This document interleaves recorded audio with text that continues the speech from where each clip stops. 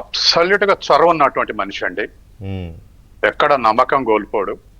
తర్వాత మీరు ఇంతకుముందు చెప్పినట్టు సుప్రియ సూలే తోటి ఎంపీగా ఉన్నప్పుడు ముఖ్యమంత్రి అయితే అన్నారు మీరు. అవును, మీరు ఆశ్చర్యపోతారు ఒక విషయం చెప్తే. అప్పటికి 50 ఏళ్ళు వచ్చి ఉంటాయి. కానీ 35 ఏళ్లకు ఎమ్మెల్సీ అయినప్పుడే ఆయన మిత్రుడు తెలుగుదేశం ఎమ్మెల్సీ, వరంగల్ ఎమ్మెల్సీ తోటి నేను ముఖ్యమంత్రి అయితే అన్నాడట. ఆయన నాకు ఫ్రెండ్. మొన్న పెళ్ళిలో కలిసి మీ రేవంత్ రెడ్డి ముఖ్యమంత్రి అయిన తర్వాతనే 35 ఏళ్లకు మొదటిసారి ఎమ్మెల్సీ అయినప్పుడు నేను ఎన్నాళ్ళ ముఖ్యమంత్రి అవుతానంటే ఈ పొలగాడు ఏంది రాజకీయాలను ఇంత జోగ్గా చెప్తుండే అనుకున్నట్టు.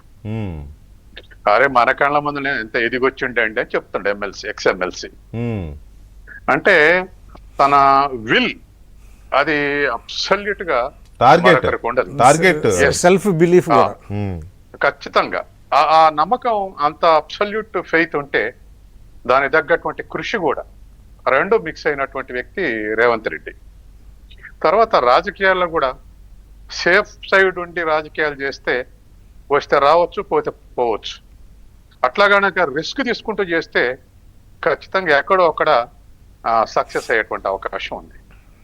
కేసీఆర్ ఉన్నంత కాలం, ముఖ్యమంత్రి ఉన్నంత కాలం కేసీఆర్ని విమర్శించే ధైర్యం 90% మందికి లేదు.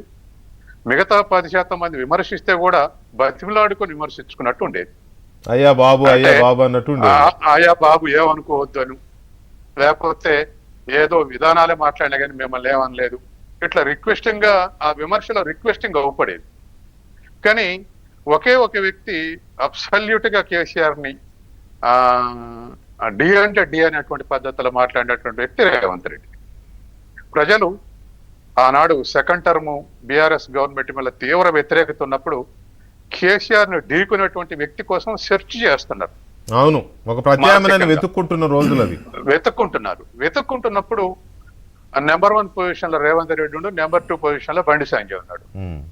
బండి సంజయ్ తప్పించడం తోటి మొత్తం జనం చూపు రేవంత్ రెడ్డి వైపు మళ్ళింది. దాంతో రేవంత్ రెడ్డి యొక్క స్పీచ్ కానీ లేదా ఇన్ఫర్మేషన్ కానీ వీటన్నిటికన్నా కూడా ఢీకొన్నటువంటి స్థితే ఖచ్చితంగా కేసీఆర్ కు ప్రత్యామ్నాయం రేవంత్ రెడ్డి అనేటువంటి స్థితికి జనం కన్క్లూజన్కి వచ్చారు. నేను ఆ టైంలో డిబేట్ లో ఒక ఇంటెలిజెన్స్ ఆఫీసరు రెస్పాన్సిబుల్ సిచ్యువేషన్ ఉన్నటువంటి స్టేట్ లెవెల్ ఆఫీసరే మీ అంచనా ఏందని అడిగాడు. మీ అంచనా ఏందని అడిగితే కేసీఆర్కి 56 సీట్లు వస్తాయి, కాంగ్రెస్ లో ఉన్నటువంటి 3 గ్రూపుల్లో ఏదో ఒక గ్రూప్ వాళ్ళు సపోర్ట్ చేసి అధికారంలోకి రాబోతుండని చెప్పాడు. నేను 60 నుంచి 65కు కాంగ్రెస్ రాబోతున్నాయి, కానీ రాజశేఖర్ రెడ్డి చీఫ్ మినిస్టర్ అయినప్పుడు రాయలసీమ ఆంధ్రాలో ఒక రోజు పోలింగ్ ముందు జయరాం రమేష్ ఒక ప్రకటన చేశాడు. రాజశేఖర రెడ్డి మీటింగ్లకు వస్తున్న జనం చూసి కాంగ్రెస్ అధికారంలోకి వస్తే రాజశేఖర రెడ్డి చీఫ్ మినిస్టర్ అని అనౌన్స్ చేశాడు. ఒక వేవ్ క్రియేట్ అయింది ఆంధ్రాలో, రాయలసీమలో ఫస్ట్ టర్మ్ వచ్చినప్పుడు. నేను అదే చెప్పా, అధిష్టానం కనుక ధైర్యం చేసి కాంగ్రెస్ గెలిస్తే రేవంత్ రెడ్డి ముఖ్యమంత్రి అనౌన్స్ చేస్తే 80 సీట్లు వస్తాయి, అలా అనౌన్స్ చేయకపోతే 60 నుంచి 65 వస్తాయని చెప్పా. కాబట్టి అంటే ప్రజలు నమ్ముతున్నటువంటి స్థితి, ప్రజలను అడిగితే చెప్తున్నటువంటి స్థితి, ఇవన్నీ కూడా in favour of Revanth Reddy. కాబట్టి ఆ పరిస్థితుల్లోకి ఒక దరిదాపు 20% ఓటింగ్ ఉన్నటువంటి కాంగ్రెస్ 42% ఓటింగ్ అంత అప్సర్జ్ వచ్చింది. అవును, దానికి కారణం కాంగ్రెస్ లో టూల్ రేవంత్ రెడ్డి. ఆ రేవంత్ రెడ్డి తర్వాత రేవంత్ రెడ్డి మీటింగులలో జనం యొక్క స్పందన చూసి కాంగ్రెస్ అధిష్టానానికి పెద్ద టైం పట్టలే ముఖ్యమంత్రిగా అనౌన్స్ చేయటానికి. ఎందుకంటే ఆ పాపులారిటీ చూశారు, ప్రజల స్పందన చూశారు బహిరంగ సభలలో.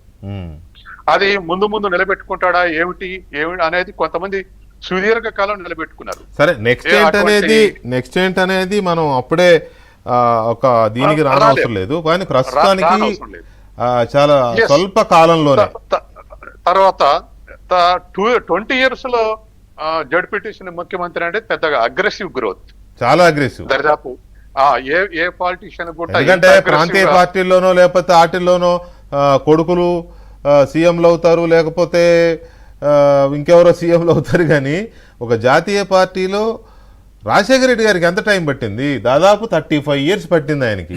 78 నుంచి మానుకుందాం అనుకుంటాను ఆయన ఒక టైంలో. ఆయన అవును, ఒక దశలో ఆయన తిరుగుబాటు చేశాడు వెళ్ళిపోదామని. కరెక్ట్. బాగా.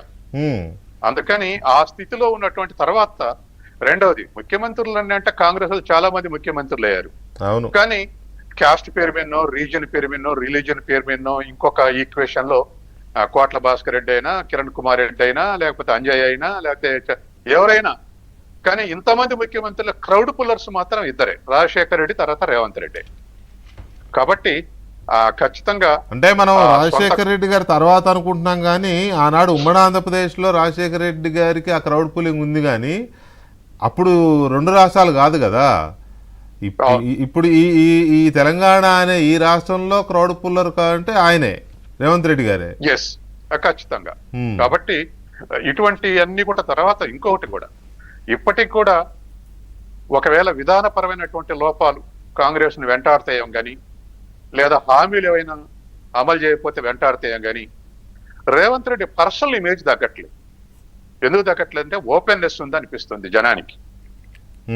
ఏదో చేస్తాడు, చెప్పడు, చెప్తే మాత్రం చేస్తాడు, దాంట్లో కన్నింగ్ లేదు అనేటువంటిది, అది చాలా ఇంపార్టెంట్. రైట్. కాబట్టి అది